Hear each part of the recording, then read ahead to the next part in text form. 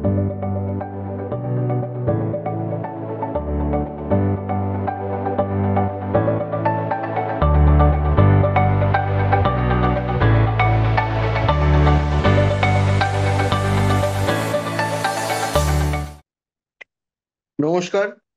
আমি রণদীপ্ত শীল। গৌড়ীয় যুব শক্তির আজকের এই প্রোগ্রামে দর্শক বন্ধুদের সকলকে স্বাগত জানাই। আজকে আমার সঙ্গে রয়েছেন সৌম্যদীপ ব্যানার্জি। তো আজকের এই আলোচনা পর্ব শুরু করার আগে কিছু কথা বলা প্রয়োজন আমাদের গৌড়ীয় যুব শক্তি এই সংগঠনটি সম্পর্কে। আমাদের একটাই উদ্দেশ্য, সেটা হচ্ছে বাঙালি জাতির পুনরুত্থান এবং যে সাংস্কৃতিক যে শক্তি যেটা আমাদের কমে গিয়েছে সেটিকে পুনরুদ্ধার করা। কারণ আজকের বর্তমান দিনে যদি আমরা চোখ রাখি আমরা বুঝতে পারবো যে বাঙালি ঐতিহাসিক, সামাজিক এবং অর্থনৈতিকভাবে প্রচণ্ড দুর্বল হয়ে পড়েছে। এবার কিভাবে এটাকে পুনরায় উদ্ধার করা যায় এবং পুনরায় প্রতিষ্ঠা করা যায় তারই লক্ষ্যে আমাদের এই সংগঠন পরিশ্রম করে চলেছে। তো সেই সাথে আমি আজকের এই আলোচনা শুরু করলাম। সৌম্যদীপদার কাছে আমার প্রথম প্রশ্ন, এই ম্লেচ্ছ জবন যারা আমাদের বাঙালি জাতির ওপর আক্রমণ শুরু করে, সর্বপ্রথম এদের বিরুদ্ধে যুদ্ধ ঘোষণা কোন বাঙালি নৃপতি করেছিলেন সে ব্যাপারে একটু আমাদের বলুন। সকল দর্শক শ্রোতাদের আমার নমস্কার। আমি সৌম্যদীপ ব্যানার্জি, গৌড়ীয় যুব শক্তির আমার ভাই বোনদের সাথে দীর্ঘদিন ধরেই যুক্ত আছি এবং আমি নিজে আমার ব্যাকগ্রাউন্ডে দেখতেই পারছেন আমাদের গৌড়ীয় ওয়ারিয়ার্স পেজের লোগোটা রয়েছে। গৌড়ীয় ওয়ারিয়ার্স পেজের দীর্ঘদিন অ্যাডমিনের দায়িত্বে রয়েছে এবং রণদৃত্য যেটা বললো, বাঙালি জাতির সামগ্রিক উত্থান এবং সর্বোপরি বাঙালি জাতির ঐতিহ্য, তার ইতিহাস, তার সংস্কৃতির কথা প্রচারের উদ্দেশ্যে আমাদের এই কাজগুলো শুরু করা। তো হ্যাঁ রণদৃত্য, তুমি যে প্রশ্নটা করলে যে ম্লেচ্ছ জবনদের বিরুদ্ধে কোন রাজা বা কোন বাঙালি রাজন্য প্রথম যুদ্ধ করেছিলেন বা প্রথম তাদের আক্রমণ প্রতিহত করেছিলেন, তাহলে সেটা আমাদের ফিরে চলে যেতে হবে অষ্টম শতাব্দীতে। এবং এই কাজটা প্রথম করেছিলেন, যতদূর আমাদের নলেজ বা যতদূর আমাদের রিসার্চ, এই কাজটা প্রথম করেছিলেন গৌড়েশ্বর ধর্মপাল। পাল সাম্রাজ্যের দ্বিতীয় সম্রাট গৌড়েশ্বর ধর্মপাল, যিনি বিক্রমশীল উপাধিতে ভূষিত এবং যাকে বলা হয়, যিনি পাল সাম্রাজ্যকে এক কথায় মানে ভারতবর্ষের বুকে একটি বৃহৎ শক্তিরূপে প্রতিষ্ঠা করেছিলেন। সেই গৌড়েশ্বর ধর্মপালই প্রথম বহিরাগত ম্লেচ্ছ জবনদের বিরুদ্ধে যুদ্ধ করে তাদের পরাজিত করেছিলেন।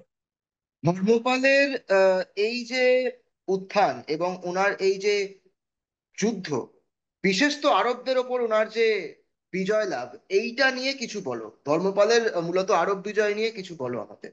ধর্মপালের আরব বিজয়, যেটা আমরা জানি, ধর্মপাল মূলত আব্বাসীয় খিলাফতের বিরুদ্ধে একটি যুদ্ধে জয়লাভ করেছিলেন বা একটি যুদ্ধ করেছিলেন। এটা মানে কেন হয়েছিল, কিভাবে হয়েছিল বলতে গেলে একটু তার রাজনৈতিক পটভূমিকাটা বলতে হয়। মানে কাশ্মীর অঞ্চলে হিন্দু শাহী রাজবংশের কথা হয়তো অনেকেই জানেন। হিন্দু শাহী রাজবংশের যিনি প্রতিষ্ঠাতা, সেই রাজবংশ প্রতিষ্ঠা হওয়ার আগে সেখানে আরেকটি হিন্দু রাজ্যের শাসন ছিল। তো সেখানকার যিনি রাজা ছিলেন, তিনি আব্বাসীয় খিলাফতের বিরুদ্ধে একটি যুদ্ধ ঘোষণা করেন। সেই যুদ্ধে তিনি পরাজিত হন এবং তার রাজ্যটি আব্বাসীয় খিলাফতের মানে আন্ডারে চলে আসে। এই সময় তার যিনি প্রধানমন্ত্রী ছিলেন, ব্রাহ্মণ প্রধানমন্ত্রী, তিনি উদ্যোগ নেন এবং তিনি সেই রাজাকে সরিয়ে নিজের রাজ্য প্রতিষ্ঠা করেন, যেটাকে আমরা হিন্দু শাহী বংশ বলি। এবার ব্যাপার হচ্ছে, আব্বাসীয় খিলাফতের সাথে ধর্মপালের যুদ্ধটা ঠিক এই সময় হয়েছিল যতটুকু আমাদের ধারণা। সম্ভবত এই যিনি মানে ব্রাহ্মণ প্রধানমন্ত্রী ছিলেন, যিনি হিন্দু শাহী বংশ প্রতিষ্ঠা করেন, তিনি সম্ভবত, কারণ সেই সময় ভারতবর্ষের সব থেকে শক্তিশালী সম্রাট ধর্মপাল সেই সময় মোটামুটি গোটা উত্তর ভারতেই তার শাসন, তাকে উত্তরাপথ স্বামীন বলে তার উপাধি মানে গ্রহণ করেছেন। প্রতিহার রাষ্ট্রকূটের মতন শক্তিদের সাথে তিনি পাল্লা দিয়ে কনৌজ, কনৌজ তখন ধর্মপালের দখলে, কনৌজ দখল করেছে। সেই সময় ধর্মপালের সাথে আব্বাসীয় খিলাফতের একটি যুদ্ধ হয় এবং এটার উল্লেখ বিভিন্ন বিভিন্ন জায়গায় পাওয়া যায়। কিছু বিদেশি রাইটারের, লেখকের বইয়ে পাওয়া যায়, কিছু ভারতীয় লেখকদের বইয়ে পাওয়া যায় যে আহ মুসলিম যেমন মুসলিমসদের যে মোহাম্মেদানস বলে যাদের উল্লেখ করা আছে কিছু ইংলিশ কোর্সে, যে ধর্মপাল এই মোহাম্মেদানসদের বিরুদ্ধে একটি যুদ্ধে জয়লাভ করেছেন এবং সেটি সেই আরবের আব্বাসীয় খিলাফত ছিল, যাদেরকে তিনি তাড়িয়ে, বলা যায় কাশ্মীর থেকে মোটামুটি আফগানিস্তান অব্দি অঞ্চলটা, মানে মূল ভারত, মানে ভারতবর্ষ বলতে আমরা যেটা বুঝি মেনল্যান্ড ভারতবর্ষকে তিনি আব্বাসীয় খেলাফতের শাসন থেকে রক্ষা করেছিলেন। পরবর্তীকালে সেই অঞ্চলে কিছুদিন হিন্দু শাহীরা তার ফিউডাল ছিল, পরবর্তীকালে তারা নিজস্বভাবে স্বাধীন হয়ে যায়। সম্ভবত মানে জয়েন্ট যুদ্ধ হয়, একটা নৌবাহিনী এবং একটা ঘোড়সওয়ার বাহিনী একসাথে যুদ্ধ করে, এবং এটা কিন্তু ধর্মপালের রাজত্বের পিছন দিকে, তখন তিনি প্রৌঢ় বয়স, কিন্তু তাও তিনি সেই যুদ্ধে লিড করেছিলেন, এরকম উল্লেখই আমরা বিভিন্ন জায়গা থেকে পাই। অনেক অনেক ধন্যবাদ জানাই সৌম্যদীপ দাকে। উনি সত্যিই খুব সুন্দরভাবে পুরো ইতিহাসটা আমাদের সকলের কাছে ব্যক্ত করলেন। দাদা, এবার তোমার কাছে আমার পরের প্রশ্ন। এরপর কোন বাঙালি নৃপতির নাম তোমার মতে মানে উঠে আসা উচিত, যিনি আরবদেরকে আরো একবার প্রতিহত করতে পেরেছিলেন এবং মানে বিধ্বস্ত করেছিলেন? এরপর যদি আমরা নাম নিই, অবশ্যই দেবপালের নাম আসবে। দেবপালও আফগানিস্তান অব্দি রাজত্ব প্রতিষ্ঠা করেছিলেন, কিন্তু সেই সময় আব্বাসীয় খিলাফতের যে অবস্থা, দেবপালের মানে শক্তির এগেনস্টে তাদের কোনো তুল্য মূল্য ছিল না, সুতরাং তারা দেবপালকে আক্রমণ করার সাহস করেনি। এরপর যদি আমরা বলি, তাহলে আমাদের একটু সময় পিছিয়ে চলে যেতে হবে, মোটামুটি দশম একাদশ শতাব্দী। সেই সময়ে গজনবী, গজনবী নামটা আমাদের ভারতীয়দের কাছে খুবই পরিচিত, 17 বার সোমনাথ মন্দির লুট করে ইত্যাদি ইত্যাদি। সেই মাহমুদ হুম। গজনবী এবং তার পুত্র মাসুদ গজনবীকে পরাজিত করেছিলেন গোড়েশ্বর মহিপাল। গোড়েশ্বর প্রথম মহিপাল, যাকে আমরা পাল সাম্রাজ্যের দ্বিতীয় প্রতিষ্ঠাতা বলি, তিনি কিন্তু গজনবীদের মানে পরাজিত করে, শুধু পরাজিতই করেননি, এমন ভাবেই পরাজিত করেছিলেন যে তারা আর কোনোদিন ভারতে ঢোকারও সাহস করেনি, এবং তিনি বারাণসী ধামকে পুনরুদ্ধার করেছিলেন। বারাণসী ধাম যে আক্রমণে বিধ্বস্ত, বারাণসীকে পুনরুত্থানের ক্ষেত্রে কিন্তু গৌড়েশ্বর মহিপালের একটা বৃহৎ ভূমিকা ছিল। তোমার মানে এই যে তুমি যার কথা বললে, বাঙালি নৃপতি মহিপাল, তার সম্পর্কে সেইভাবে আমাদেরকে, বা শুধু আমাদের কেন, আমাদের আগেও যারা ছিলেন তাদের ইতিহাসের পাঠ্যপুস্তকেও এই মহান নৃপতি সম্পর্কে কিন্তু কোনো উল্লেখ নেই। তাও এখন আমরা দু একটা বই ঘাঁটলে এখনো দেখতে পাই যে দু একটা নাম পাওয়া যায়, দু একটা বইতে মহিপালের নাম পাওয়া যায়, রাজা মহিপালের। কিন্তু তুমি একটু আমাদেরকে বলো যে মহারাজ মহিপাল কেন ইতিহাসে গুরুত্বপূর্ণ? মহিপালের গুরুত্বটা কি, মানে আমরা যদি দেখি একটু পাল হুম। সাম্রাজ্যের সময়কালটা যদি আমরা দেখি, গৌড়েশ্বর প্রথম গোপাল থেকে পাল সাম্রাজ্যের উত্থান, ধর্মপালের নেতৃত্বে সর্বভারতীয় শক্তি এবং দেবপালের নেতৃত্বে প্রায় অখণ্ড ভারতবর্ষে দিগ্বিজয় করা, এটা একটা মানে কি বলবো, পিক টাইম যেটা বলি সেটা ছিল। তারপর তার পরবর্তীকালীন যারা রাজা ছিলেন তারাও সেই শক্তিটাকে ধরে রেখেছিলেন, গৌড়েশ্বর নারায়ণ পাল অব্দি। কিন্তু দুর্ভাগ্যবশত যেটা হয়, সময়ের সাথে সাথে সবকিছুর উত্থান পতন হয়। তো এই সময় পাল সাম্রাজ্যের একটু শক্তির ক্ষয় হয়, এবং পাল সাম্রাজ্যের সাম্রাজ্য থেকে সেটা একটু সংকুচিত হয়ে পড়ে, এবং মানে বাংলা মেনল্যান্ড বেঙ্গল যেটাকে আমরা বলি, রাঢ়, বরেন্দ্র ইত্যাদি ইত্যাদি বিভিন্ন অঞ্চলের মধ্যেও বিভিন্ন কি বলি বিভিন্ন বিদ্রোহ টিদ্রোহ হয় সেই সময় মহিপালের উত্থান। এবং মহিপাল যদি না থাকতেন, তাহলে হয়তো পাল সাম্রাজ্যের ইতিহাসটা ওখানেই শেষ হয়ে যেতে পারতো, কিন্তু সেটা হয়নি, কারণ মানে সিংহর ঔরসে তো আর ভেড়ার জন্ম হয় না, সিংহের ঔরসে সিংহেরই জন্ম হয়। তো মহিপাল ছিলেন সেই সিংহ, সেই সিংহ যিনি মানে মৃগরূপ তার শত্রুদের পরাজিত করেছিলেন। এবং মহিপালের কৃতিত্ব এটাই যে প্রথমত তিনি তার পিতৃরাজ্য পুনরুদ্ধার করেন। অল ওভার বেঙ্গল জুড়ে ফিউডাল সামন্তরা যে মানে স্বাধীনতা ঘোষণা করেছিল, ইয়ে করেছিল, তাদের প্রথমত তিনি দমন করেন। এবং এটা আমি যখনকার কথা বলছি, তখন মহিপাল একদমই সদ্য যুবক, 18-20 বছর বয়সের মহিপাল, তখন তিনি সিংহাসনে বসেন তার পিতার পিতার অকাল মৃত্যুর পর। এবং তিনি বসেই শাসনভারটা কঠোর হাতে ধরে প্রথমত বিদ্রোহ দমন করেন, এবং তারপর তার যেটা সব থেকে বড় কাজ, তিনি আবার পাল সাম্রাজ্যকে একটা সর্বভারতীয় শক্তির উপর প্রতিষ্ঠা করেন। একদম তার সাম্রাজ্য বারাণসী অব্দি বিস্তৃত ছিল, এবং এদিকে প্রায় কলিঙ্গ থেকে কামরূপ অঞ্চল অব্দি তার শাসনের অঞ্চলে ছিল। সুতরাং মহিপালের কৃতিত্ব হচ্ছে পাল সাম্রাজ্যকে দ্বিতীয়বার ভারতীয় রাজনীতির, ভারতীয় ইতিহাসের পটভূমিকায় প্রতিষ্ঠা করে। এবং শুধু তাই নয়, মহিপাল সম্বন্ধে আরেকটা কথা যেটা না বললেই নয়, বঙ্গের যে শৈব ধারা, বাংলার যে শৈব মত, সেই শৈব মতের যে প্রসার, সেখানে মহিপাল একটা খুব বড় ভূমিকা আছে। কারণ বঙ্গে বানগড় বলে যে জায়গাটা আমরা জানি, উত্তর মানে নর্দার্ন বেঙ্গলের দিকে যে জায়গাটা, সেই অঞ্চলে একটি খুব বিখ্যাত শৈব ধন্যবাদ। সৈদ্ধান্তিক মঠ ছিল।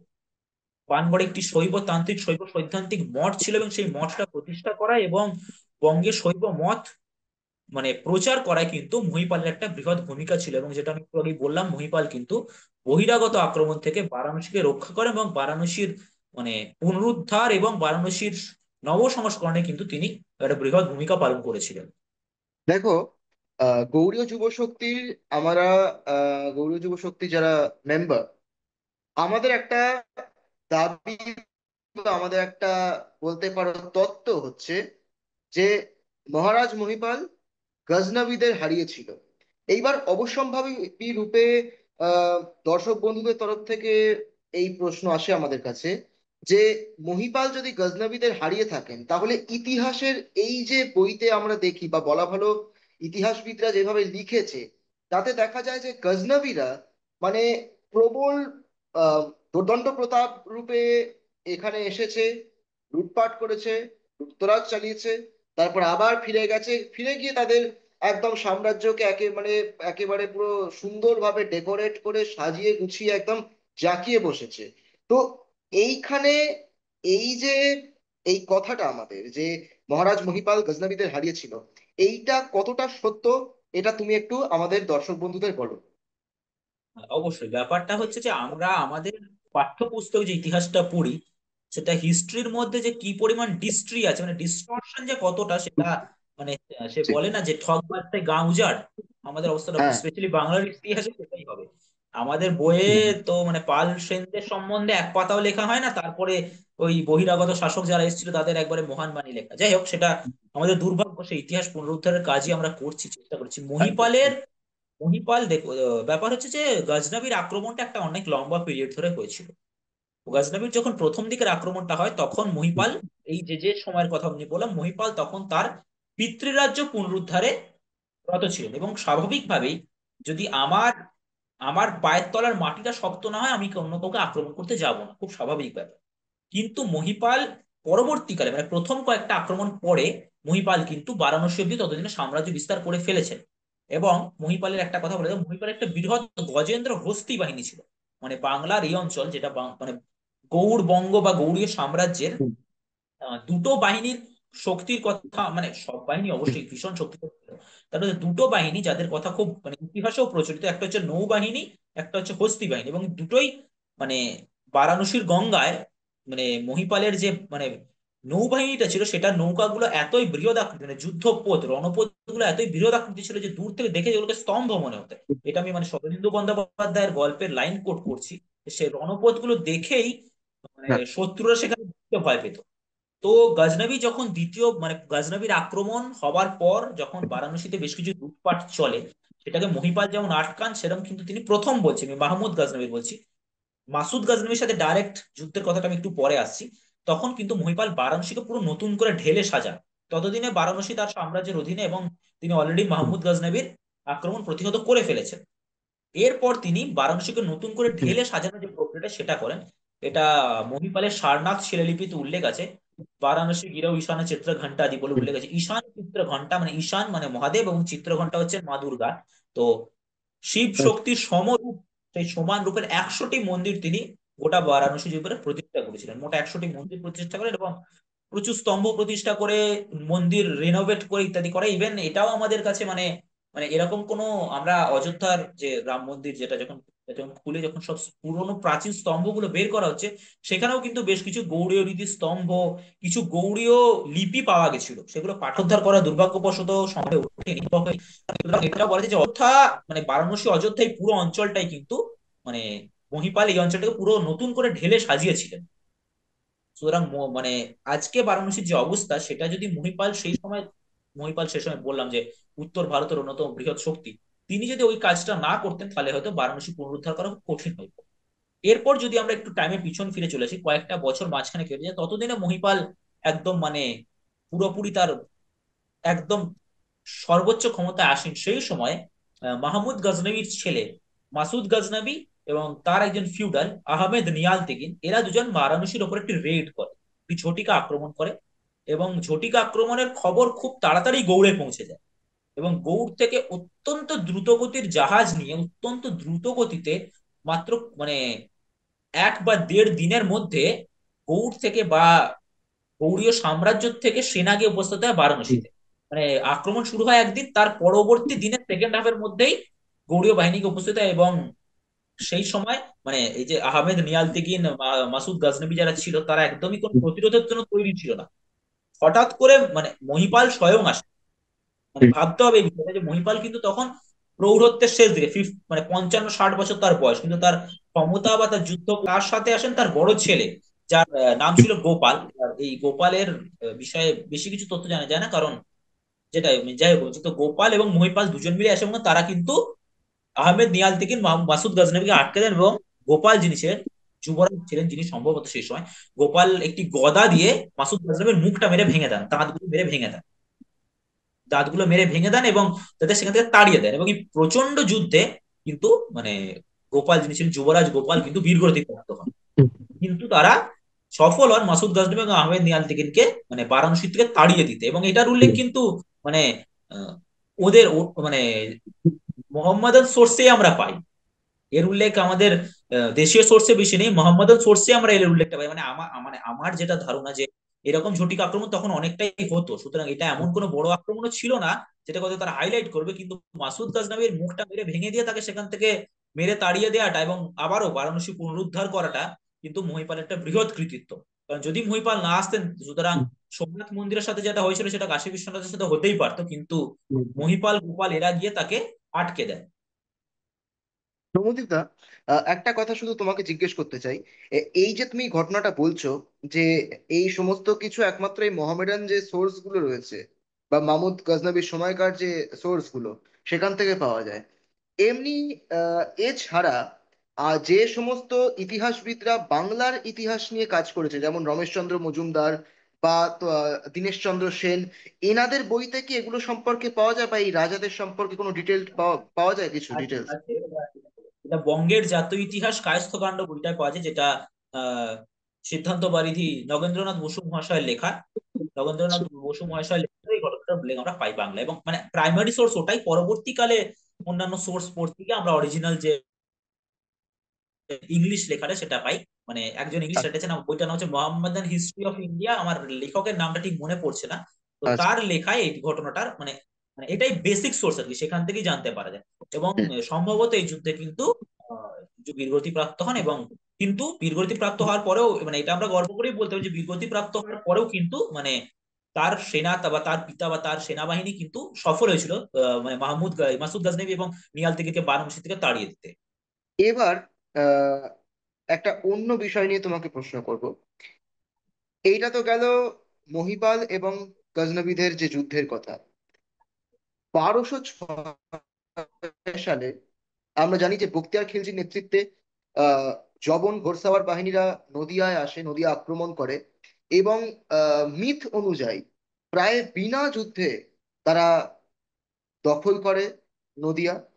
এবং খুব সম্ভবত জায়গাটার নাম হচ্ছে লখনৌটিয়া, লখনৌটিয়া। লখনৌ সে- লখনৌ হ্যাঁ। তো সেখান থেকে লক্ষণ সেন বাধ্য হন পলায়ন পর হতে। তিনি পালিয়ে যান এবং প্রায় এক প্রকার বিনা যুদ্ধে বখতিয়ার খিলজি সমস্তটা দখল করে এবং বিজয়ী হয়, যার জন্য সকলেই এক প্রকার যারা জবনরা রয়েছে তাকে একদম জয় জয়কার করে তার। তো এই মিথটা কতদূর সত্য? এটা ততটাই সত্য যতটা এটা সত্য যে সূর্য পশ্চিম দিকে ওঠে। এর পিছনে সত্যতা বলে কিছু নেই, কারণ একটু যদি আমি মানে বিস্তারিত ব্যাখ্যা করি, লক্ষণ হুম। সেনের সাথে বখতিয়ারের যে যুদ্ধটা সেটা এতটাই একটা মানে আনইম্পর্টেন্ট ইভেন্ট, মানে আমি পুরোটাই বলবো যে তারপরেও সেই সো কল্ড যুদ্ধ যেখানে নাকি লক্ষণ সেন পালিয়ে যায়, তারপরেও আহ লক্ষণ সেন তার সেই ঘটনার প্রায় 3-4 বছর পরেও লক্ষণ সেন তাম্রশাসন চালিয়েছেন, গৌড় থেকেই চালিয়েছেন। এবং সেখানে তার ফুল রয়্যাল টাইটেলে চালিয়েছেন, পরমেশ্বর পরম ভট্টারক গৌড়েশ্বর মহারাজাধিরাজ লক্ষণ সেন, সেই মানে রয়্যাল টাইটেল দিয়ে তিনি তাম্রশাসন চালিয়েছেন, তিনি জমিদান করেছেন। মানে এত বড় আক্রমণ ছিল যে তাতে লক্ষণ সেন কিছু যায় আসে না। এবার যদি আমরা একটু ব্যাপারটার মানে গভীরে যাই, উম বখতিয়ার খিলজি লক্ষণ সেনকে পরাজিত করেছেন। এই যে ঘটনাটা, এটার বেসিক সোর্স কোথায়? এর বেসিক সোর্সের নাম তাওকাতি নাসির। তাওকাতি নাসিরি লেখা হয়েছিল মিনহাজ বলে একজন সিপাহা সালারের দ্বারা।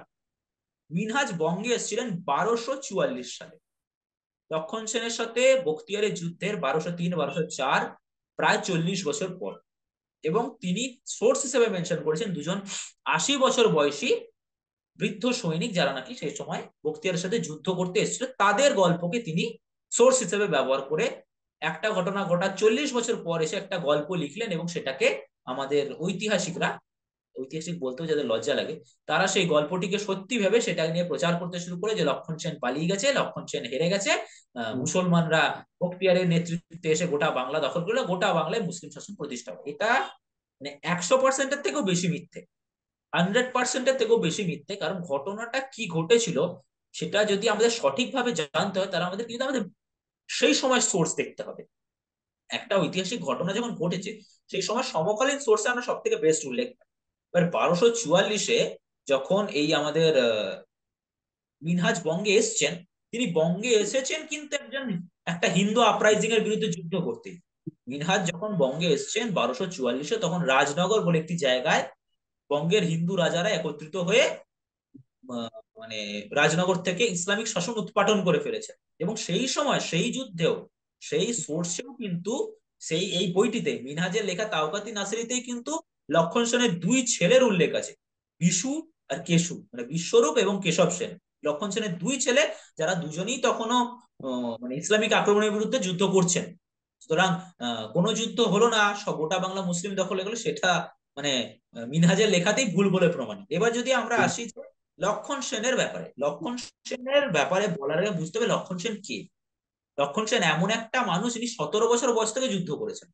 তিনি তার দাদুর হয়ে দিগ্বিজয় করেছেন, তিনি তার বাবার হয়ে দিগ্বিজয় করেছেন, তিনি নিজে দিগ্বিজয় করেছেন। এবং মানে ওনাকে মানে বর্ণনা করে যে শ্লোক গুলো আছে, সেখানে আমরা এটাই মানে সেই শ্লোকগুলো, আমি আর এত বড় বড় শ্লোকগুলো সব বর্ণনা মানে বলছি না, সেই শ্লোকগুলো পড়লেই বোঝা যায় যে তার মিলিটারি প্রাওয়েস কতটা ছিল। তিনি কাশী, কোশল, মগধ, চেদি, কামরূপ, কলিঙ্গ সমস্ত জয় করেছেন। অল ওভার বঙ্গ তো ঠিকই আছে, কাশী থেকে শুরু করে কোশল, চেদি, মগধ থেকে শুরু করে কামরূপ, কলিঙ্গ সবকিছু তিনি মানে মানে হাসতে হাসতে জয় করেছেন। মানে কেলি মাত্র তা কালিঙ্গান বলা, মানে কেলি মানে খেলতে খেলতে কলিঙ্গ জয় করেছেন। আর মানে হুম, চেদি হচ্ছে চিত্তপীড়ার কারণ। সূর্যবর্ত দুর্জনের জন্য, দুর্জনের কাছে তিনি সূর্যের স্বরূপ। এবং একটা একটা এই যে শ্লোকটায় রুক্ষেপাদ গৌরলক্ষ্মী জয়তি বিজয়তে একটি শ্লোক আছে, এটা হুম, মানে লক্ষণ সেনকে বর্ণনা করে শ্লোক, সেখানে একটা একটা শব্দ আছে যে স্বেচ্ছা ম্লেচ্ছাং বিনাশাং। তিনি স্বেচ্ছায় ম্লেচ্ছদের বিনাশ করেন। মানে তার যখন ইচ্ছা হয় তখন তিনি ম্লেচ্ছদের বিনাশ করতে পারেন, এতটা তার ক্ষমতা। মানে এই ক্ষেত্রে আরেকটা বিষয় মানে অ্যাড করে দেওয়া দরকার, যে মানে লক্ষণ সেন বখতিয়ারের আগেও হয়তো কোনো সময় ম্লেচ্ছদের পরাজিত করে থাকতে পারেন, কারণ এই শ্লোকটা যখন লেখা সেটা কিন্তু বখতিয়ারের সাথে আক্রমণের আগে হতে পারে, যে হয়তো তারই কোন একটা বাহিনী গিয়ে হয়তো কোন একটা বাহিনীকে হারিয়েছে, বাট সেরকম কোন মানে এটা মানে এমন কোনো বড় বিষয় ছিল না লক্ষণ সেনের কাছে যে সেটা নিয়ে বর্ণনা করতে। যদি স্বেচ্ছা ম্লেচ্ছার বিনাশ, সেটা ইম্পর্টেন্ট যে স্বেচ্ছায় তিনি ম্লেচ্ছদের বিনাশ করতে পারেন। এরপর যদি আমরা চলে এসেছি যে বখতিয়ারের সাথে লক্ষণ সেনের যুদ্ধের কি কোনো বর্ণনা আছে, উত্তর আছে হ্যাঁ আছে। এটা শ্রীধর দাসের পুত্র বটু দাসের লেখা একটি বইতে আছে, যেখানে আহ বৃদ্ধ সভাকবি উমাপতি ধর একটি শ্লোক লিখছেন। তিনি বলছেন, সাধু ম্লেচ্ছ নরেন্দ্র সাধু মাতেই বা বীরপ্রসুর। মানে এটা হচ্ছে অ্যালিগরি, যেটাকে আমরা মানে ইংলিশে এটাকে অ্যালিগরি বলি। হুম, ব্যজস্তুতি মানে কারো নাম করে তার বদনাম করা। আমি হুম, যদি একটা খুব বেঁটে লোককে বলি যে, বাহ আপনি খুব ভালো লম্বা, ব্যাপারটা যেরকম হয়, সেক্ষেত্রে মানে উমাপতি ধরো তাই করেছেন, বলছে বাহ ম্লেচ্ছ নরেন্দ্র সাধু, আপনি এত বড় বীর, আপনার মাতা বিশাল একজন বীরকে প্রসব করেছেন। বলছে মারাঙ্ক মল্ল, মারাঙ্ক মল্ল ছিল লক্ষণ সেনের ডাক মানে উপাধি আর কি, তখনকার রাজাদের বিভিন্ন উপাধি। তো মারাঙ্ক মল্লর সাথে যুদ্ধে তিনি যখন আপনাকে হাতে অস্ত্র দিয়ে আঘাত করেন, আপনার হাত থেকে অস্ত্র পড়ে গিয়ে আপনি হাতিয়ার হাতিয়ার বলে, শস্ত্র শস্ত্র বলে চিৎকার করছিলেন। মানে যুদ্ধে মারাঙ্কা মল্লে পুরো শস্ত্র শস্ত্র মিতি রসনা পত্র রালে গিরম, মানে আপনার রসনা থেকে জিভ থেকে শস্ত্র শস্ত্র বলে চিৎকার বেরোচ্ছে। মানে ব্যাপারটা কিছুটা এরকম যে যুদ্ধে লক্ষণ সেন বখতিয়ারকে আহত করে তার হাত থেকে অস্ত্র ফিরেছে, শস্ত্র শস্ত্র বলে ভয় চিৎকার করছে। এরপর যদি আমরা একটু, এগুলো তো আমি সোর্স গুলো মেনশন, এবার এগুলো যদি আমরা একটু কম্পাইল করি, ব্যাপারটা কিরকম হয়। নবদ্বীপে যেখানে লক্ষণ সেনের ওপর আক্রমণ করেছিল বখতিয়ার, হুম, সেটা লক্ষণ সেনের কোনো দুর্গ ছিল না, সেটা একটা সাধারণ বসত বাটি ছিল। এবং লক্ষণ সেন তখন প্রায় 75-80 বছর হয়তো তার বয়স, এই বয়সী একজন রাজা। তিনি তখন সেখানে গঙ্গার ধারে, লক্ষণ সেন অত্যন্ত ধার্মিক ব্যক্তি ছিলেন, তিনি গঙ্গার ধারে একটু মানে বিশ্রাম গ্রহণ করছিলেন একটা বাড়িতে, এবং সেই সময় তার সাথে তার ছেলে ছিলেন, তার বড় ছেলে হেমচন্দ্র মাধব সেন, এবং কিছু নগরপালিকা বা আজকের দিনে এই মানে কি বলবো পুলিশ টাইপের ফোর্স কিছু ছিল, তারা সেখানে ছিল। সেই সময় হঠাৎ করে বখতিয়ার মানে ঘোড়সওয়ারের বেশে এসে হঠাৎ করে আক্রমণ করে। তো কি হয়, এই সময় বখতিয়ার কিন্তু আটকে দেয়, বখতিয়ার কিন্তু এরপর আর এগোতে পারেনি, কারণ এই সময় হেমচন্দ্র মাধব সেন যিনি ছিলেন, তিনি তার দেহরক্ষী এবং যারা বাকি যারা মানে সিকিউরিটি গার্ড বা যেটা আজকে নগরপালিকা পুলিশ টাইপের যারা ছিল, তাদের সাথে সেখানেই বখতিয়ারকে আটকে দেয়। লক্ষণ সেন কি করেন, লক্ষণ সেন একটু পিছিয়ে চলে আসেন, শঙ্খহট্ট বলে একটা জায়গা আছে, শঙ্খহট্টে পিছিয়ে চলে আসেন, এবং সেখান থেকে একটা বৃহৎ বাহিনী নিয়ে তিনি আবার আক্রমণ করলেন বখতিয়ারকে। লক্ষণ সেন যিনি অত্যন্ত দানি রাজা, জ্ঞানী রাজা, যাকে মানে খিলাফে হিন্দ মানে খালিফায়ে হিন্দ বলা হতো, মানে হিন্দের খালিফা বলে যাকে, মানে যে বইয়ের কথা অন্যান্য হিস্টোরিয়ানরা উল্লেখ করেন, যে যেটাতে বলা আছে যে লক্ষণ সেন বক্তিয়ারের কাছে হেরে যায়, সেই বইটাতেই লক্ষণ সেনের কিন্তু ভুয়ো সুনাম করা আছে, ভুয়ো সে সুনাম করা আছে। লক্ষণ সেন দানি, লক্ষণ সেন ভালো রাজা, গোটা ভারতের রাজারা তাকে গুরু হিসেবে মানে, সেই রকম। তো তখন লক্ষণ সেন সংকট থেকে বাহিনী নিয়ে ফিরে আসেন এবং সম্মুখ যুদ্ধে বক্তিয়ারকে পরাজিত করেন একদম। এটার উল্লেখ তো আমরা বললাম, উমাপতি ধরের বইতেই বলা আছে যে তিনি লক্ষণ সেনকে সম্মুখ যুদ্ধে পরাজিত করেন। স্বয়ং লক্ষণ সেন, 80 বছর বয়সী লক্ষণ সেন, যে বক্তিয়ার যার মানে হুম। যার কি বলবো মিলিটারি প্রাওয়েসের এত সুনাম করেন আমাদের বিখ্যাত ঐতিহাসিকরা, তাকে 80 বছর বয়সী লক্ষণ সেন হাতির পিঠে করে বসে হাত হাত থেকে বল্লম ছুড়ে মারেন। সে বল্লম বক্তিয়ারের হাতে লাগে, সে আহত হয়, শস্ত্র শস্ত্র বলে চিৎকার করে এবং পালিয়ে যায়। বখতিয়ার পালিয়ে গেলেন। বখতিয়ারের কাছে আর কোনো উপায় ছিল না, কারণ বখতিয়ার জানতো যে লক্ষণ সেনের যে যে শক্তিশালী নৌবাহিনী আছে, যদি সে পালিয়ে না যায় তাহলে নৌবাহিনী তাকে ঘিরে তাকে শেষ করে দেবে। বঙ্গের নৌবাহিনীর এবং হস্তি বাহিনীর শক্তির কথা আমি বললাম, চিরকাল মানে চিরবন্দিত, চির শক্তিশালী তারা, তাদের শক্তির কথা মানে একদম আলেকজান্ডারের সময় থেকেই মানে বলা আছে তারা কত শক্তি। সুতরাং এটা পুরোপুরি মানে একদম ফালতু কথা যে লক্ষণ সেন কোনদিন বক্তিয়ারের কাছে পরাজিত হুম। হয়েছিলেন। তার সব থেকে বড় প্রমাণ, লক্ষণ সেন বক্তিয়ারের যুদ্ধের 5 বছর পর তার সম্পূর্ণ রাজকীয় উপাধি নিয়ে ব্রাহ্মণদের জমিদান করেছেন। সুতরাং যদি তিনি পরাজিতই হয়ে যেতেন তাহলে নিশ্চয়ই জমিদান করতেন না। এবং তারপরেও লক্ষণ সেনের মৃত্যু হয়। একটা সময় পর লক্ষণ সেনের মৃত্যু হয় এবং লক্ষণ সেনের রাজত্ব পূর্ববঙ্গ থেকে পরিচালনা করেন তার ছেলে বিশ্বরূপ সেন, এবং পশ্চিমবঙ্গ বা রাঢ় থেকে পরিচালনা করেন তার ছোট ছেলে কেশব সেন। এনারা দুজনেও কিন্তু বহিরাগত আক্রমণের বিরুদ্ধে যথেষ্ট শক্তিশালী ভাবে বহিরাগত আক্রমণ প্রতিরোধ করেছিলেন। সুতরাং লক্ষণ সেন কোনোদিনই হেরে যায়নি, হতেই পারে না লক্ষণ সেন হেরে গেছিলেন। মানে সমকালীন সোর্স গুলো দেখলেই এটা আমরা আমাদের কাছে পরিষ্কার হয়ে যায়। খুবই ভালো বললেন সৌম্যদীপ দা, অসাধারণ ভাবে পুরো ঘটনাটা আপনি পুরো তুলে ধরলেন। এবার আপনার কাছে প্রশ্ন, এই লক্ষণ সেনের পর, গৌড়েশ্বর লক্ষণ সেনের পরে বাকি যারা, বাকি যে সেন রাজা, তারা কিভাবে এবং ঠিক কতটা জবনদের প্রতিহত করেছিলেন? এক্ষেত্রে আমি বলতে চাইছি, মানে ধরুন বিশ্বরূপ, কেশব, বীরসেন, চন্দ্রসেন, মধুসেন, এনাদের কতটা অবদান ছিল এক্ষেত্রে, এই বিষয়ে। তো লক্ষণ সেনের একটু যদি বর্ণনা করি, লক্ষণ সেনের মৃত্যু মোটামুটি 1208 নাগাদ। তারপর তার সাম্রাজ্যে মূলত মানে তিনটি কেন্দ্র হয়ে যায়। গৌড় যে কেন্দ্র, সেখান থেকে কেশব সেন ছিলেন, এবং পূর্ববঙ্গ কেন্দ্র থেকে বিশ্বরূপ সেন ছিলেন। হুম। এবং দুর্ভাগ্যবশত যেটা আমরা বৈদ্য বৈদ্যদের যে কুলজি, সেটার থেকে আমরা যে ঘটনার উল্লেখ পাই যে জনৈক অমাত্যের বিশ্বাসঘাতকতায় গৌড় কেশব সেনের হাত থেকে বেরিয়ে যায়। তখন কেশব সেন চলে আসেন বীরভূম অঞ্চলে। বীরভূম অঞ্চলে রাজনগর বলে একটি দুর্গ ছিল, সেখান থেকে তিনি তার রাজত্ব পরিচালনা করতে থাকেন। এরপর মূল ভার গিয়ে দাঁড়ায় হচ্ছে লক্ষণ সেনের ছেলে বিশ্বরূপ সেনের ওপর। বিশ্বরূপ সেন একটা উপাধি ধারণ করেছিলেন, সেই উপাধিটাতেই বোঝা যাবে তিনি কি করতেন। সগর্গ জবন নান্যয় প্রলয় কালের উচ্চ, অর্থাৎ সগর্গ যবনন্যায় প্রলয় কাল রুদ্র, মানে সমস্ত গর্গ সহ যবনদের জন্য যিনি কাল রুদ্র রূপ, তিনি হচ্ছেন বিশ্বরূপ সেন। বিশ্বরূপ সেনের মানে মিলিটারি ক্যারিয়ারও তার বাবার মতনই, বিশাল লম্বা মিলিটারি ক্যারিয়ার। এবং সেটা শুরু হয় তার বাবার আন্ডারে, বাবার হয়ে দিগ্বিজয় করে, বাবার হয়ে বখতিয়ারের সাথে লড়াই করে। এবং এই সময় ও মানে একটা খুব বৃহৎ কীর্তি আছে বিশ্বরূপ সেনের, যেটা হচ্ছে বারাণসী পুনরুদ্ধার করা। লক্ষণ সেনের রাজত্বের শেষ দিকে বারাণসী কিন্তু মুসলিমদের হাতে চলে যায়, জবনদের হাতে যায়, এবং সেখানে যা হয়, ওরা দখল করে প্রথম যে কাজটা করে সেটা হচ্ছে মন্দির টন্দির ভাঙাভাঙি করতে থাকে। এই সময় বিশ্বরূপ সেন একটি বারাণসী রেড করেন, বারাণসীতে তিনি একটি আক্রমণ করেন। বারাণসীতে তার যে নৌবাহিনী ছিল সেই নিয়ে জলপথে তিনি অতি দ্রুত একটি বারাণসী আক্রমণ করেন, এবং বারাণসী থেকে ইসলামিক শাসনকে উৎখাত করে দেন। এবং ইসলামিক শাসন উৎখাত করে তিনি সেখানে একটি স্তম্ভ বসান। ততদিনে মন্দিরের কিছু ক্ষতিগ্রস্ত হয়েছে, তার কাছে সময় ছিল না সমগ্র মন্দিরটা মানে রিপেয়ার করার, কারণ তখন অলরেডি বঙ্গের দিকে সৈফুদ্দিন টৈফুদ্দিন যারা গাজী টাজীরা ছিল তারা আক্রমণ করা শুরু করে দিয়েছে। তিনি সেখানে স্তম্ভ বসেন, বিজয় স্তম্ভ, এবং বিজয় স্তম্ভে আহ শিব বিশ্বেশ্বরের ভূমি, মানে সেই স্তম্ভটিতে লেখা ছিল যে এই ভূমিটা শিব বিশ্বেশ্বরের, মহাদেবের ভূমি, এই বলে একটি স্তম্ভ স্থাপন করে তিনি সেখান থেকে ফিরে চলে আসেন। সুতরাং এরকম একটা সময় যখন বলা হচ্ছে যে মানে বখতিয়ার খিলজির আক্রমণে সমগ্র বাংলা মুসলিম শাসন হয়ে গেল, হাস্যকর তথ্য। সেই সময় বিশ্বরূপ সেন বলে একজন রাজা গর্গসহ জবনদের মানে প্রলয়ের মতন ধ্বংস করে বারাণসী অব্দি গিয়ে বারাণসী অব্দি একটা বিজয় স্তম্ভ স্থাপন করে এসেছিলেন। সুতরাং এই যাদের কাছে আমরা শুনি যে বাঙালিরা কি করেছে বা কিছু করেনি, সেটা বড় হাস্যকর কথা। এরপর মালিক সাইফুদ্দিন বলে দিল্লি সালতানাতে একজন সিপাহি সালার ছিল, সে বিশ্বরূপ সেনকে আক্রমণ করার ভুল করে।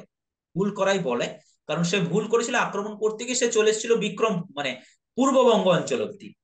মূল গৌড় থেকে সে পূর্ববঙ্গের দিকে এগিয়ে যায় এবং সেখানে সে গিয়ে বাজেভাবে আটকে আটকা পড়ে, কারণ পূর্ববঙ্গ পুরোটাই নদী, নদীতে ঘেরা, এবং নদীতে মালিক সাইফুদ্দিনকে গৌড়ীয় সে নৌবাহিনী ঘিরে ফেলে ভয়ানক ভাবে তীর থেকে আগুন বর্ষণ করতে থাকে, এবং মালিক সাইফুদ্দিনের সলিল সমাধি ঘটে এবং সেই আক্রমণটা প্রতিহত হয়ে যায়। এবং বিক্রমপুর থেকে, যেটাকে আমরা পূর্ব সেন সাম্রাজ্য বলি, মানে এরপর মানে লক্ষণ সেনের মৃত্যুর পর সেন সাম্রাজ্যটা দুটো ভাগ হয়ে যায়, একটা পূর্ব সেন সাম্রাজ্য, একটা পশ্চিম সেন সাম্রাজ্য।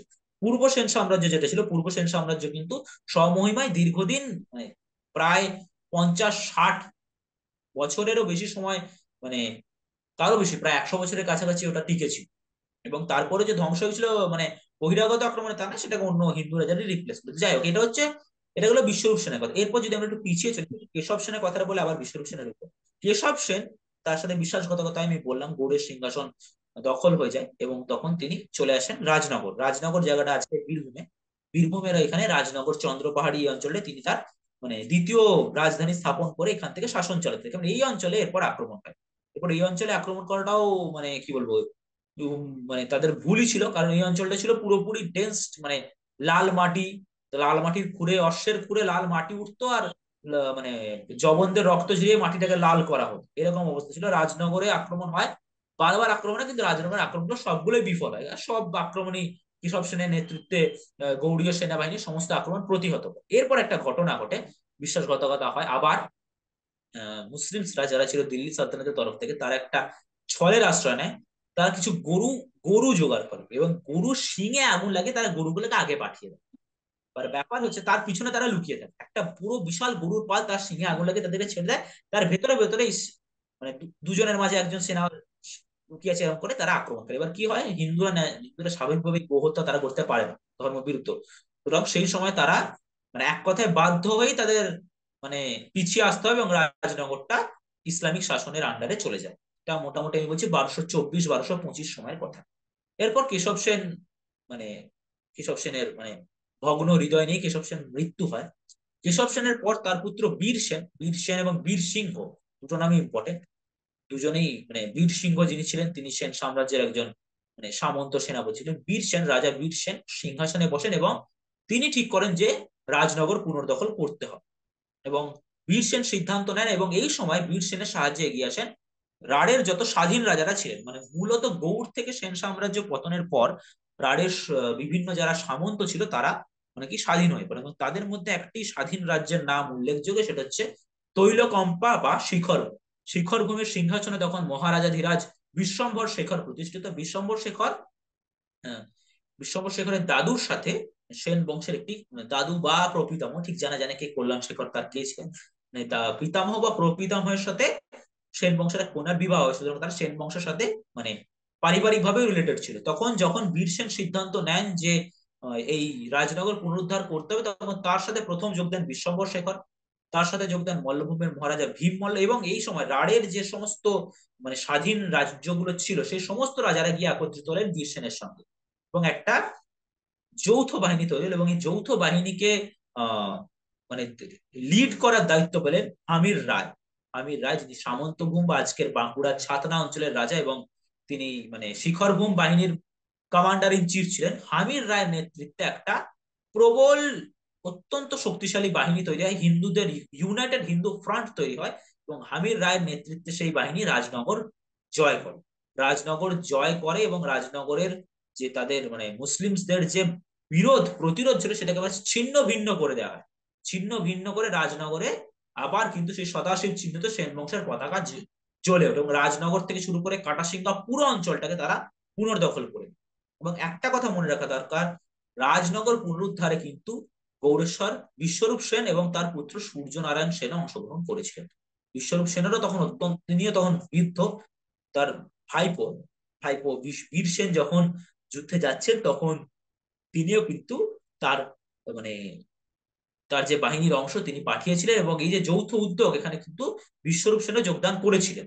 সুতরাং বুঝে দেখা দরকার বিশ্বরূপ সেন সেই বখতিয়ারকে হারানোর থেকে রাজনগরের যুদ্ধ প্রায় মানে 1204-এ বখতিয়ারের সঙ্গে যুদ্ধ, 1244-এ রাজনগর পুনর্দখল, 40 বছর ধরে কিন্তু বিশ্বরূপ সেনও এইভাবেই ঠিক ম্লেচ্ছদের আটকে আসছে। বীর সেনের নেতৃত্বাধীন বা উত্তর হামির রায় নেতৃত্বাধীন যে বাহিনী ছিল তারা রাজনগর এবং কাটাসিংহা পুনর্দখল করে। এই সময় আরো একজন এসে যুক্ত হন বাঙালি হিন্দু ফ্রন্টে, তার নাম হচ্ছে লাঙ্গুলা নরসিংহদেব, যিনি ছিলেন কলিঙ্গের রাজা। যাই হোক, কলিঙ্গের রাজাও তখন এই হিন্দু যুক্তফ্রন্টে যুক্ত হন এবং বঙ্গীয় রাজাদের সাথে তারা একটা কোয়ালিশন যুক্ত ফ্রন্ট তৈরি হয়ে তারা যুদ্ধ করে। এরপর কাটাসিঙ্গা বলে একটি যুদ্ধ ছিল। কাটাসিঙ্গা ওই ঝাড়খণ্ড, বীরভূম, ওই মানে ওই বর্ডার অঞ্চলে কাটাসিঙ্গা, যেটাকে আমরা কাটাসিঙ্গা, ব্যাটল অফ কাটাসিনা বা কাটাসিঙ্গা বলতে, কাটাসিঙ্গা পরবর্তীকালে যে কাটাসিঙ্গা যে ফোর্টটা ছিল, কাটাসিঙ্গা ফোর্টটা হিন্দুদের দখলই ছিল এবং দিল্লি সালতানাত থেকে একটা বিশাল বড় বাহিনী পাঠানো কাটাসিঙ্গা পুনর্দখল করার জন্য। তো মানে প্রায় 60-65 হাজারের একটা বাহিনী কাটাসিঙ্গা এসে দখল করার জন্য এগিয়ে আসে। তারা যখন এগিয়ে আসছে তখন দেখছে যে বাইরে মাত্র কয়েকটা হাতি ঘোড়ার কিছু জিনিসপত্র মজুত করে রাখা আছে। তারা ভাবে ও বাবা, এরা তো যুদ্ধ করার আগেই আত্মসমর্পণ করে দিয়েছে। তারা সেই হাতি টাতি খাবার টাবার দখল করে তারা রাত্রিবেলায় একদম মজা করতে বসে আগুন জ্বালিয়ে। কিন্তু তারা সেই প্ল্যানের সঙ্গে পরিচিত ছিল না। অকস্মাৎ কাটাসিঙ্গা ফোর্টের দরজা খুলে যায়, জঙ্গলের মাঝখান থেকে মাত্র 250-300 ঝাঁপিয়ে বেরিয়ে আসে উত্তর হামির রায়ের নেতৃত্বে। 250-300 যোদ্ধারাতে প্রায় 60,000, সংখ্যাটা খুব খুব ইম্পর্টেন্ট। আমরা ভারতবর্ষ অন্যান্য অংশের রাজাদের উল্লেখ করি যে তারা 300 সেনা নিয়ে 65,000 60,000কে হারিয়েছিল, এটা আমাদের বাংলাতেও ছিল। তাদের বহু 100 বছর আগে আমাদের বাঙালি রাজারা এটা করে দেখিয়েছেন। উত্তর হামির রায়ের, প্রথম হামির রায়ের নেতৃত্বে মাত্র কয়েকশো সেনা মিলে 65,000 সেনাকে পিছু করে এবং 65,000 সেনাকে সে মানে তাদের পিছনে গিয়ে গিয়ে তাদের মারে। মানে যারা তাদের হাতে ধরা পড়ে তারা কাটা পড়ে, আর যারা বাঁচে তারা প্রাণ নিয়ে ফিরে যায়। মানে এইরকম ভাবে তারা প্রায় গোটা উত্তর ভারতটা দখল করেছে। সেই সময় বাংলায় বসে যেখানে গৌড় দখল করা হয়ে গেছে বিশ্বাসঘাতকতা, সেখানে দাঁড়িয়ে এরকম একটা প্রতিরোধ কিন্তু ঐতিহাসিক প্রতিরোধ বলেই আমরা আমরা মনে করি। এবং এরপর এই বীর সেনার রাজত্ব দীর্ঘকাল চলে। দুর্ভাগ্যবশত হামিদ রায় কোন এক বিশ্বাসঘাতকের হাতে পরবর্তীকালে নিহত হন এবং রাজনগর আবার পুনর্দখল হয়। রাজনগর নিয়ে যুদ্ধ কিন্তু চলতেই থাকে। এরপর একজনের নাম তুমি পড়লে রণদ্রুত, তার হচ্ছে চন্দ্রসেন। চন্দ্রসেন নামটা খুব ইম্পর্টেন্ট, কারণ চন্দ্রসেন কিন্তু সেন বংশের এই পশ্চিম সেন সাম্রাজ্যের একজন ডিসেন্ডেন্ট, যার কথা কিন্তু বিশেষভাবে জানা যায় না। চন্দ্রসেনের নামের একটি শিলালিপি, এটার উল্লেখ আমরা পাই, দুটি শিলালিপি পাওয়া গেছে।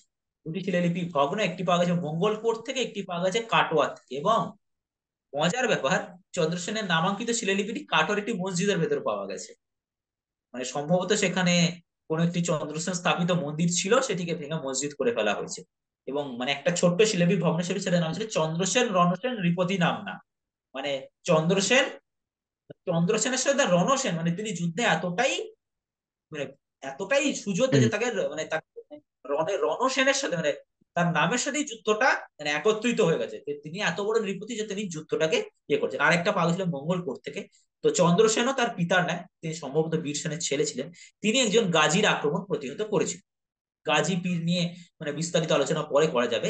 একজন গাজী, সে বীরভূমের সে বীরভূম দখল করতে, বীরভূমে একটি জায়গা দখল করতে আসে কিন্তু, এবং তার সাথে চন্দ্রসেনের ওয়ান ভার্সেস একক যুদ্ধ হয়। এবং তার চন্দ্রসেনের হাতে তরোয়াল ছিল, দুজনেই একেবারের দিকে তরোয়াল নিয়ে ধেয়ে এসেছে। চন্দ্রসেন তার মাথাটা কেটে ফেলে, তরোয়ালের আঘাতে ঘোড়ায় যেতে যেতে তার মাথাটা কেটে যায়, তার মাথাটা ওখানেই পড়ে থাকে। তার ঘোড়া সেই কাটা কবন্দনী ছুটতে ছুটতে গিয়ে তার বডিটা অন্য কোথাও ফেলে দেয়। চন্দ্রসেনও তো কিন্তু তার পূর্বপুরুষদের মতন তিনিও কিন্তু মানে পশ্চিম সেন সাম্রাজ্যকে রক্ষা করেছেন। এরপর আরেকজনের নাম বলতে, তিনি হচ্ছেন গৌড়েশ্বর মধুসূদন সেন। তিনি সম্ভবত এই গৌড়েশ্বর বিশ্বরূপ সেন সূর্য সেনেরই বংশের, সম্ভবত তার নাতি বা তার প্রপৌত্র এরকম। মধুসেনের একটা খুব বিখ্যাত, মধুসেনের সব থেকে বড় যেটা কীর্তি, সেটা হচ্ছে নালন্দা পুনরুদ্ধার করা। নালন্দা যেটি জ্বালিয়ে ফেলে দুর্ভাগ্যবশত, যেটা ভারতবর্ষের আমাদের জ্ঞানের একটা পীঠ ছিল, সেটাকে তারা ধ্বংস করে ফেলে। সেই নালন্দা পুরোপুরি ধ্বংস হয়নি, নালন্দার মধ্যে একটা পাঠচক্র, একটা ছোট্ট বিহার ছিল, সেইটাকে পুনরুদ্ধার করার ক্ষেত্রে কিন্তু মানে গৌড়েশ্বর মধুসূদন সেন একটা বড় ভূমিকা নিয়েছিলেন। এবং গৌড়েশ্বর মধুসূদন সেন কিন্তু পূর্ববঙ্গে ইসলামিক আক্রমণও প্রতিহত করেছিলেন। তার একজন সেনাপতি ছিল যার নাম ছিল রণধীর সেন। রণধীর সেন এবং রণধীর সেনের সাথে দেব বংশের নামও মানে আমরা শুনেছি, অনেকেই শুনে থাকবেন। সেই দেব বংশের মধুসূদন দেব জাতীয় প্রথম দিকে যারা রাজা ছিলেন তাদের সাথে মধুসূদন সেন মিলে আক্রমণ যেমন প্রতিহত করেন, তিনি কিন্তু নালন্দা বিশ্ববিদ্যালয় পুনরুদ্ধার করে সেখানে ধর্মচক্র পুনঃপ্রবর্তন করা। এবং মানে সেনরাই মানে সেখানে মানে পুরোপুরি সেটাকে কিন্তু এই সেন সম্রাটরাই ফান্ড করতেন, এবং আরো কিছু জন রাজা টাজা ছোট হিন্দু রাজন্য বর্গ ছিলেন যারা একত্রিত ভাবে কিন্তু মানে নালন্দা পুনরুদ্ধারও কিন্তু তারা করেছিল। সুতরাং এটা বুঝতে হবে যে মোটামুটি 1204, তারপর আমি মোটামুটি তার 100 বছর পরের কথা বলে ফেলাম, মোটামুটি 1270, 75, 80 অব্দি কিন্তু একটা নিরবিচ্ছিন্ন প্রতিরোধ হয়েছে, এবং এরপরও প্রতিরোধ হয়েছে মানে একজন রাজা গেছে, আরেকজন রাজা এসছে, আমার পর এসছে, থাকবে কেউ মানে প্রতিরোধ করবে না, লেগাসিটা মেনটেন্ড হয়েছে। এটা একটা একদম এক্সটেন্ড হয়েছে। মানে একদম আমরা যদি এক্সটেন্ড। দেখি এটা চলেছে একদম অষ্টাদশ শতক সীতারাম রায় থেকে শুরু করে একদম মানে 1740, 1750 বর্গীয় আক্রমণ অব্দি, মানে 500 সাড়ে হুম। 500 বছরের এই ইতিহাসটা, এটা কিন্তু মানে হুম। মধ্যযুগের বাঙালির বিরুদ্ধে যেটা, সেটা কিন্তু আমাদের বইয়ে পাওয়া যায় না। সেটাই আমরা চেষ্টা করে হুম। চলেছি, সেটার যতটা মানুষের সামনে নিয়ে আসা যায় আর হুম। কি। একদম। আজকের এই অনুষ্ঠানের মাধ্যমে মানে সৌম্যদীপ দা যে বিশ্লেষণ করলেন এবং যে ঘটনাগুলো তুলে ধরলেন, তাতে করে একটা জিনিস অন্তত মানে সকলের কাছে পরিষ্কার হবে যে বাঙালি যে ভীতু, এই বলে যে একটা মিথ ক্রমশ এই এত বছর ধরে পরাধীন ভারতেও এবং স্বাধীনোত্তর ভারতেও এই যে একটা মিথ তৈরি করা হয়েছে। যদিও পরাধীন ভারতবর্ষে যত রকমের ব্রিটিশ বিরোধী আন্দোলন হয়েছে তাতে নেতৃত্ব কিন্তু দিয়েছে বাঙালি। অবশ্যই চরমপন্থী আন্দোলনে তো বাঙালিই রয়েছে, বাঙালি তারপরে বাঙালি মহারাষ্ট্র, বাঙালিদের হাতেই তারপরে তৈরি। পাঞ্জাব। বাঙালিদের হাতেই তৈরি হয়েছে। আর তারপরে যা বাইরে তৈরি হয়েছে সব বাঙালিদের বিপ্লবী দলগুলো ধাঁচেই তৈরি হয়েছে, অনুশীলন সমিতি, যুগান্তর, একদম। এগুলো। তো তাও জানি না কেন যে স্বাধীনোত্তর ভারতে এই একটা রেটরিক, এই একটা তত্ত্বের উৎপত্তি হয়েছে যে বাঙালি ভীতু, বাঙালি কাপুরুষ, অমুক তমুক।